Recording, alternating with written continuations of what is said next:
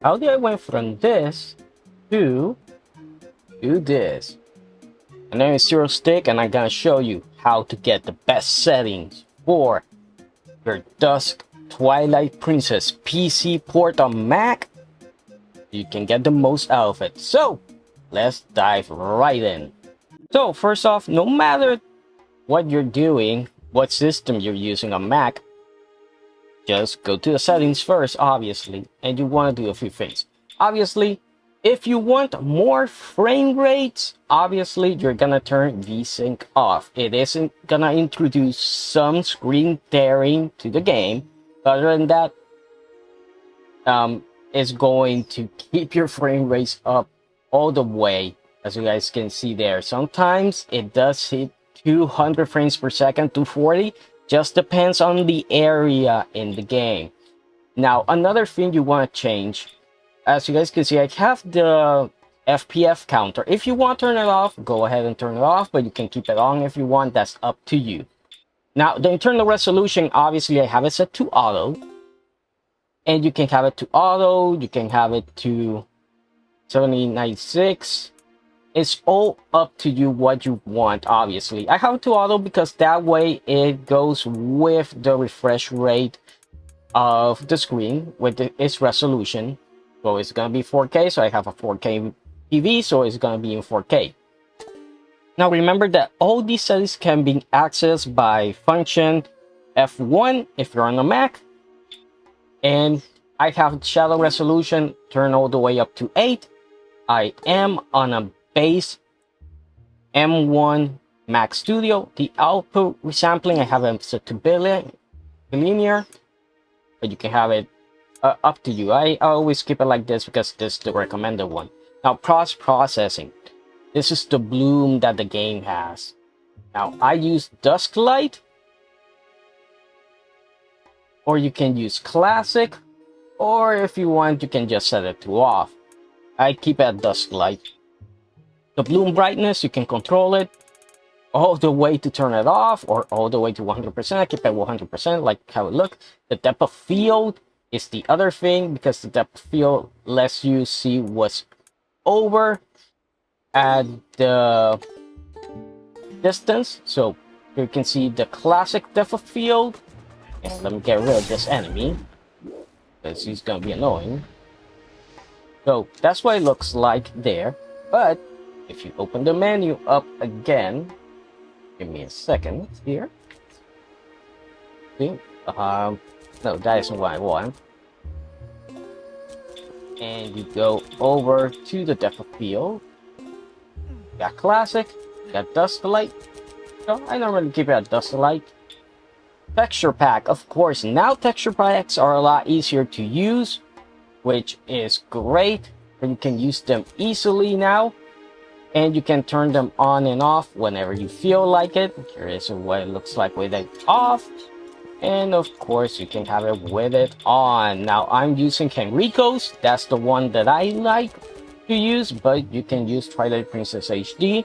Up to you. I say download both of them, try them out, and see what you like. And the other thing here, of course, is the unlock frame rate. Make sure you have it to unlimited if you want to, you know, get the most out of it. But if your monitor only goes up to 60, you can cap it. You can cap it, you can uncap it. So you can just set what you need. Remember, if your monitor only goes up to 60, keep it at 60. If it goes up to 240, you can swap and change it here to 240. Now I have the enable shadows on the minimap. You can turn that on or turn that off. That's up to you. Actually, now seeing it, I like it more with them off. And you can disable the cutscene pillar boxes. I disabled them because the originals, you know, tend to look a little bit weird, but with them off, they look way better. And the other thing is, well, pretty normal stuff. The free camera, you want to have that. Oh, this is just up to you guys, what you want. I don't use the gyro that much, so normally I have it set to, you know, those settings I don't mess with.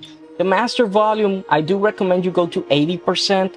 60% is way too low, 90 and 100 is way too high, but you can enable the reverb. You have spatial audio, so if you are like me and you have your AirPod Maxes, you can take advantage of the spatial audio with that.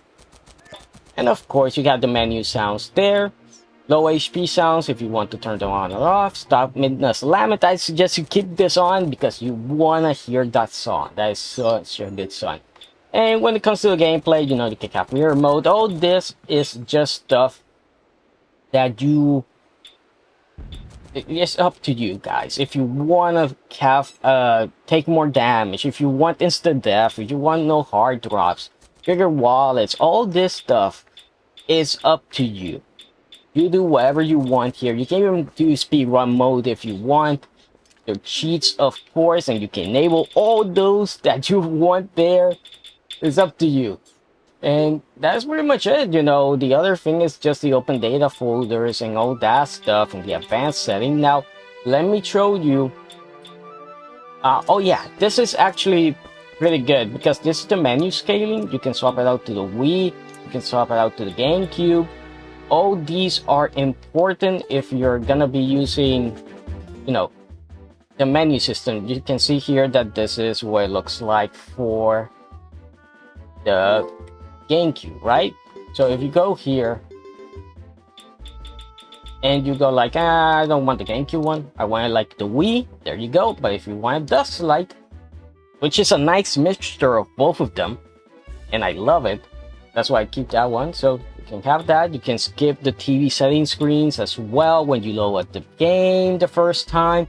There's so many options that you can actually do from here. Of course, there's just so much stuff. There's the warp here, which lets you, you know, go anywhere that you want. So pretty much anything you need, editor, you can change the names and everything, all that. So, but all that is not that important. Now, if we go back here, now we're here in the actual main menu. There's two very important folders, these two. This is the disk image. This is where you select the ROM you're gonna be using for it. By the way, if you're wondering where do I get ROMs and stuff, ask Google. Google will tell you. The data folder here is very important. This is where you put your mods in, and all you have to do is click it. It's gonna open. You're just gonna drop your mods there, and that is pretty much it. Of course, metal, because you're using a M1 Mac, so, or any of the M series Mac, so metal is what we use. And the rest of the stuff is the same stuff that we already went over, you know, but just in another menu. So that pretty much does it for this video. I hope you guys found this video useful, and I'll see you guys next time.